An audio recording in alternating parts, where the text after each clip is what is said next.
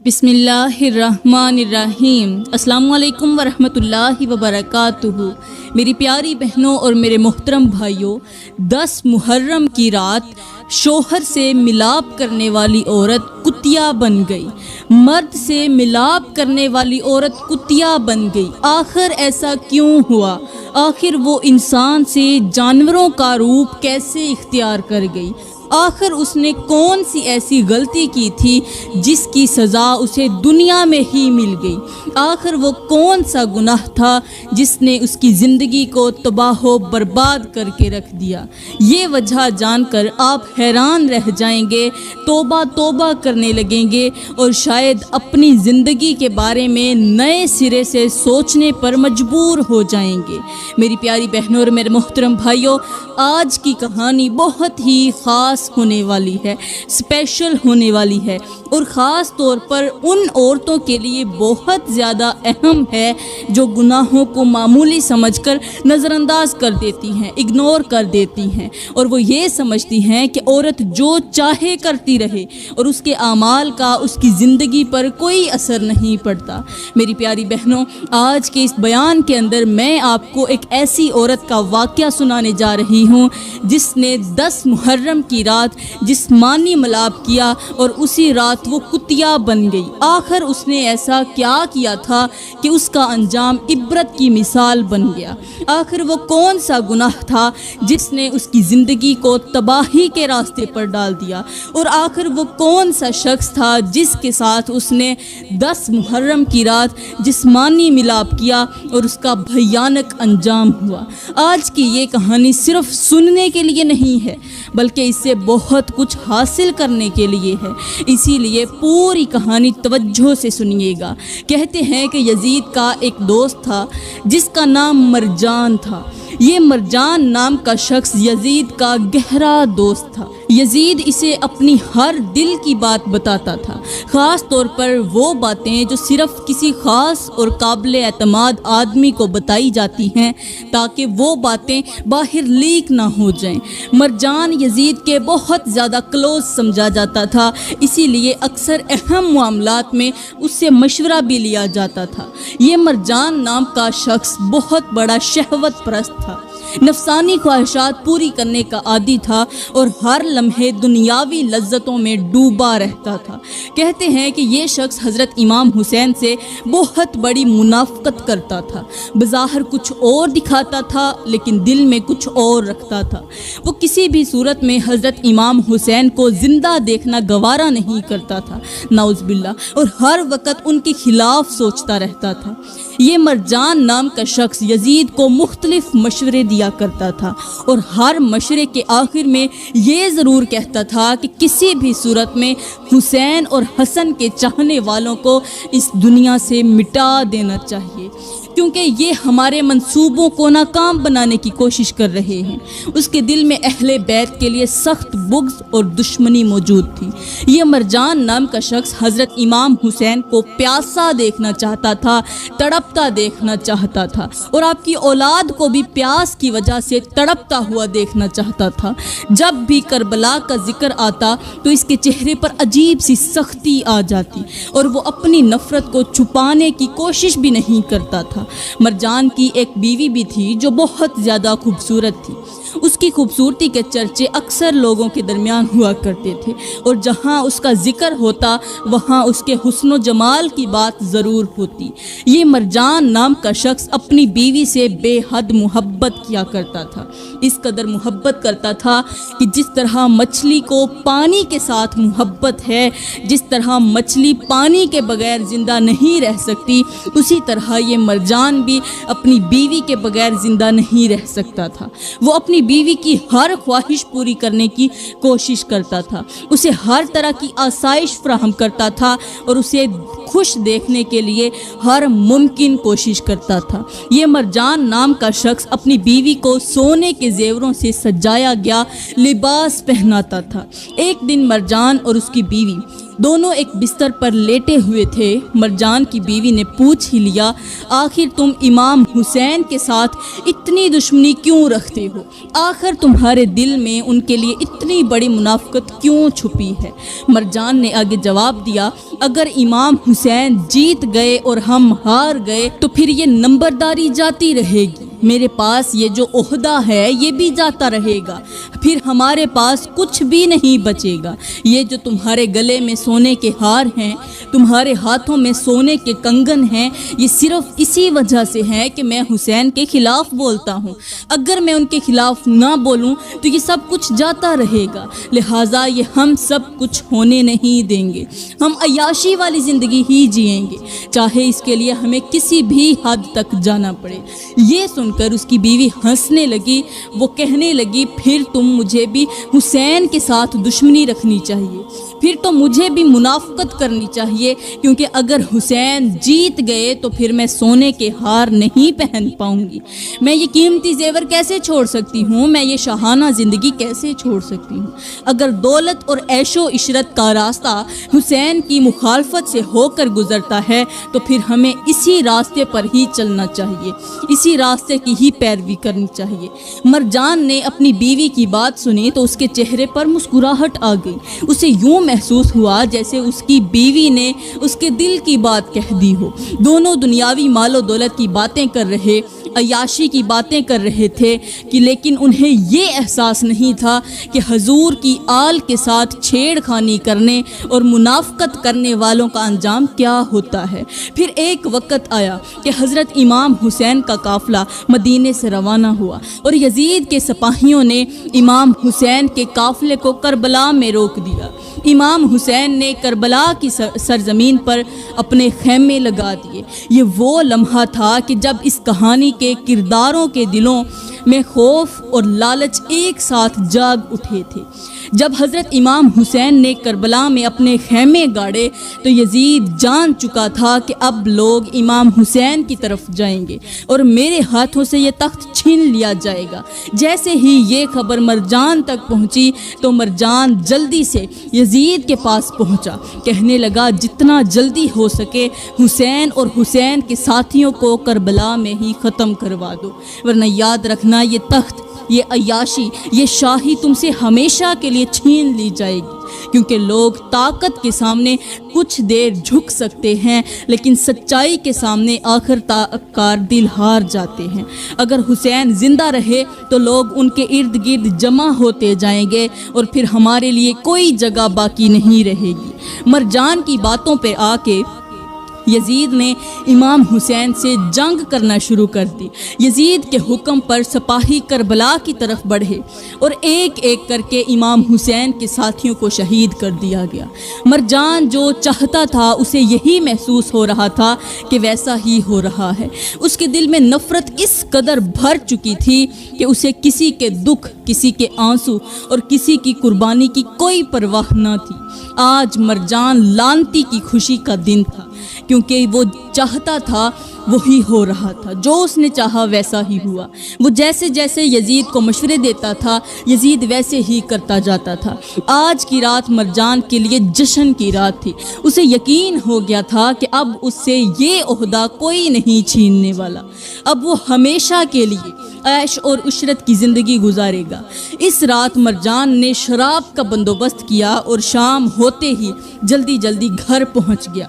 گھر پہنچتے ہی اس نے اپنی بیوی کو خبر دی۔ اس کی بیوی بھی مرجان سے بڑھ کر خوش ہوئی، اس کی آنکھوں میں چمک آ گئی۔ وہ کہنے لگی آخر کار وہی ہوا جو ہم چاہتے تھے، اب مجھے کسی چیز کی فکر نہیں رہی، اب میں ہمیشہ سونے کے ہار پہنوں گی، ہمیشہ سونے کے کنگن پہنوں گی اور ہمیشہ اسی شان و شوکت کے ساتھ زندگی گزاروں گی۔ دونوں کو یہ گمان تھا کہ انہوں نے کامیابی حاصل کر لی ہے۔ انہیں لگتا تھا کہ دولت، عہدہ اور طاقت ہمیشہ ان کے پاس رہے گی، لیکن وہ یہ نہیں جانتے تھے کہ بعض اوقات انسان جس رات کو اپنی سب سے بڑی کامیابی سمجھ رہا ہوتا ہے وہی رات اس کے زوال کی سب سے بڑی ابتدا بن جاتی ہے۔ آج کی رات مرجان کے لیے خوشی کی رات تھی۔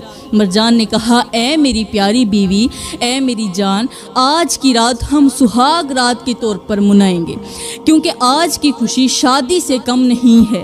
یہ سن کر اس کی بیوی خوشی سے نہال ہو گئی۔ دونوں نے خوب جشن منایا، کافی دیر تک محفل گرم رہی، مختلف قسم کے پکوان پکتے بھی رہے اور وہ کھاتے بھی رہے اور اپنی کامیابی کے قصے سناتے رہے۔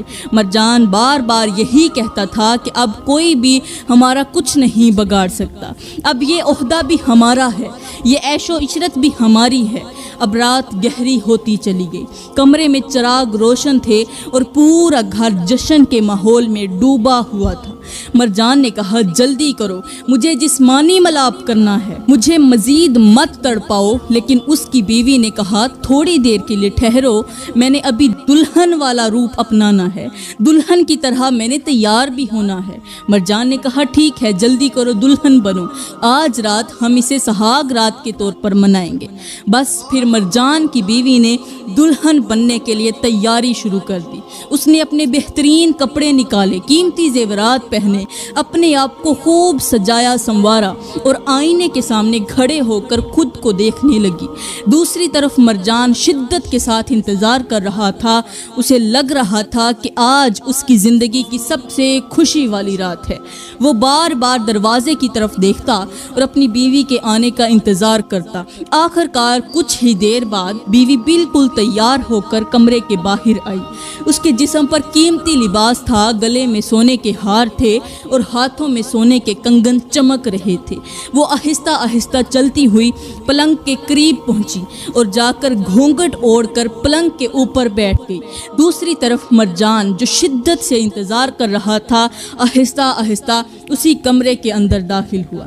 جب کمرے کے اندر اس کی دلہن بیٹھی اس کا انتظار کر رہی تھی، آج مرجان بہت خوش تھا اور اس کی بیوی اس سے کہیں زیادہ خوش تھی۔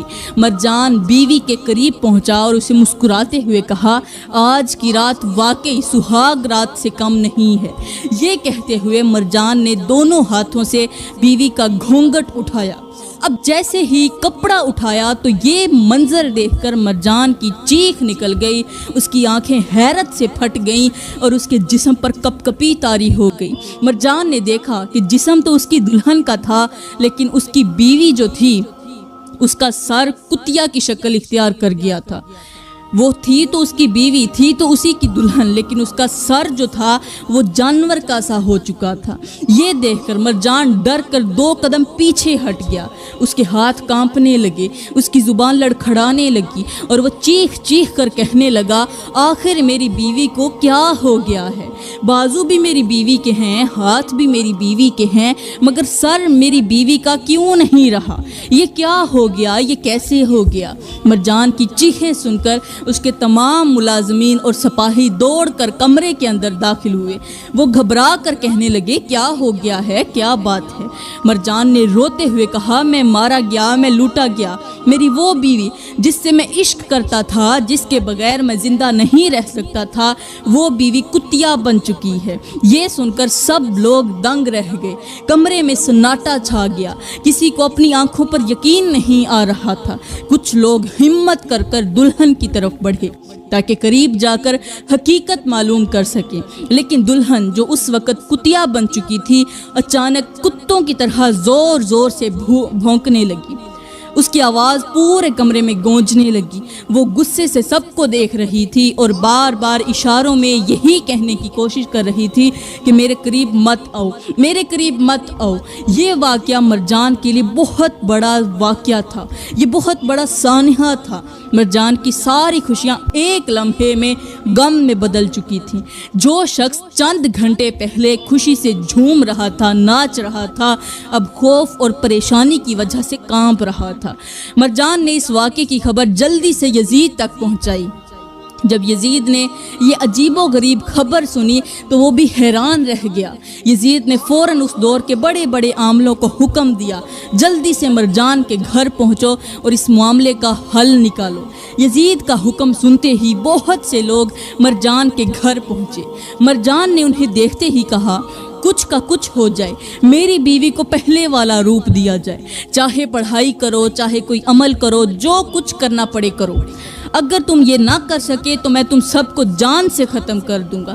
سب عاملوں نے بہت کوشش کی، انہوں نے مرجان کی بیوی کے اوپر پڑھائی کی، مختلف عمل کیے اور دن رات ایک کر دیے۔ 10 دن مسلسل کوشش کرتے رہے مگر کچھ بھی اثر نہ ہوا۔ جتنا وقت گزرتا جا رہا تھا مرجان کی بے چینی بڑھتی جا رہی تھی۔ اسے یقین ہی نہیں آ رہا تھا کہ جس عورت پر وہ جان دیتا تھا آج اس کی یہ حالت ہو چکی ہے۔ دوسری طرف مرجان کی بیوی پانی بھی پیتی تھی، کھانا بھی کھاتی تھی مگر اس کی شکل کتیا کی طرح ہی رہتی تھی۔ اب مرجان کی بیوی کتیا کی طرح بس بھونکتی ہی رہتی تھی، بول نہیں پاتی تھی، انسانی لفظ نہیں کہہ پاتی تھی۔ وہ کچھ کہنا چاہتی تھی لیکن اس کے منہ سے الفاظ کی بجائے صرف بھونکنے کی آواز نکلتی تھی۔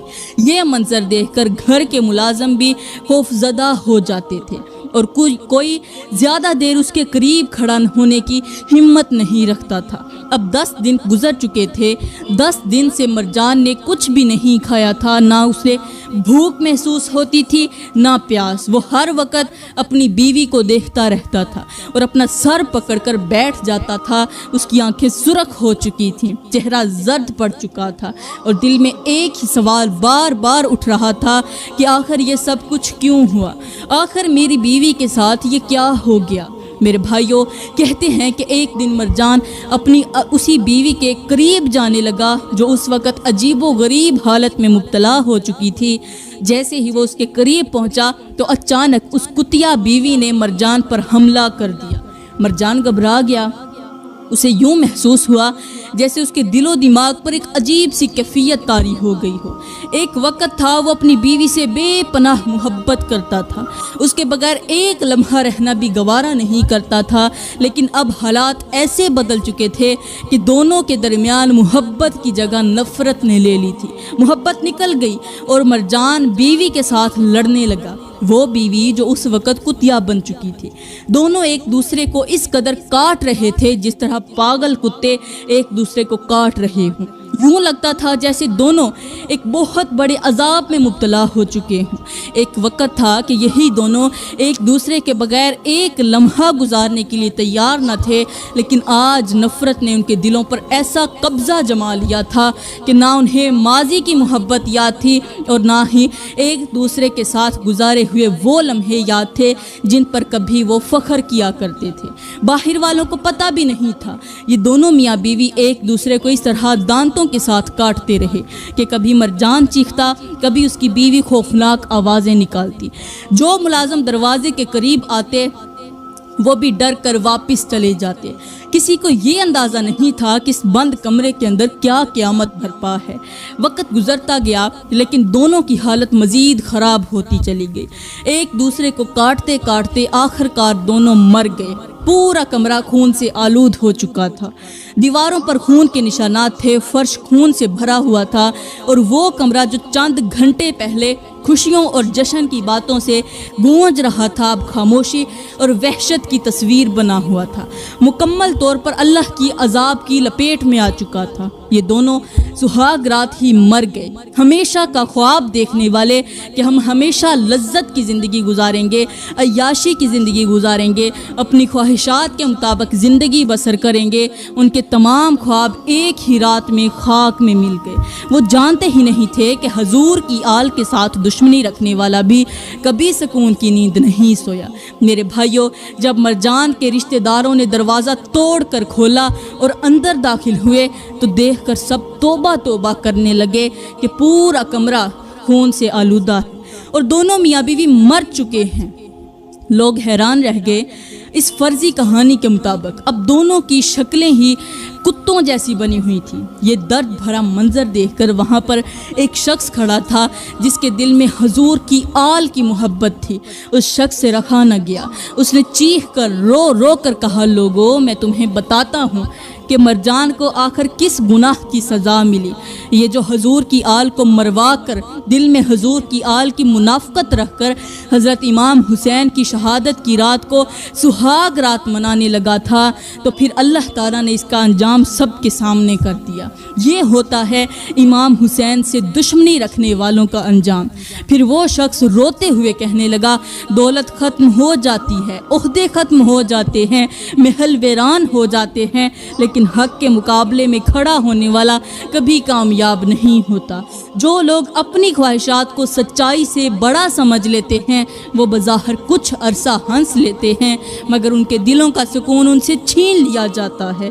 میرے بھائیوں، مرجان تو اپنے انجام تک پہنچ گیا، اس کو جیتے جی ہی عذاب مل گیا، لیکن باقی رہ گیا یزید کو اللہ تعالیٰ نے عذاب کچھ یوں دیا کہ قیامت تک کا مسلمان یزید پر لعنت کرتا ہی رہے گا۔ صدیاں گزر گئیں، بادشاہ بدل گئے، سلطنتیں مٹ گئیں، مگر آج بھی لوگ حسین کی قربانی کو یاد کرتے ہیں اور ظلم سے نفرت کرتے ہیں۔ یہی دنیا کا سب سے بڑا فیصلہ ہے کہ بعض لوگ مر کر بھی زندہ رہتے ہیں اور بعض لوگ زندہ رہ کر بھی تاریخ میں عبرت بن جاتے ہیں۔ اسی لیے میری بہنوں، خدارا محرم کے دنوں میں عیاشیاں مت کرنا، محرم کے دنوں میں جسمانی خواہشات اور نفسانی خواہشات سے بچنا، اپنے دل کو اللہ کی طرف متوجہ کرنا اور امام حسین کی قربانی سے سبق حاصل کرنا۔ یہ دن ہمارے لیے آنسو بہانے کے دن ہوں گے، امام حسین کے غم میں شریک ہونے کے دن ہوں گے، صبر، وفاداری اور حق پر قائم رہنے کا عہد کرنے کے دن ہوں گے۔ تو میری بہنوں، میں دعا کرتی ہوں کہ اللہ تعالیٰ ہمیں آل رسول سے محبت کرنے والا بنائے، ہمارے دلوں میں سچی پکی محبت پیدا کرے، امام حسین کا وفادار بنائے۔ آمین ثم آمین، وما علینا الا البلاغ المبین۔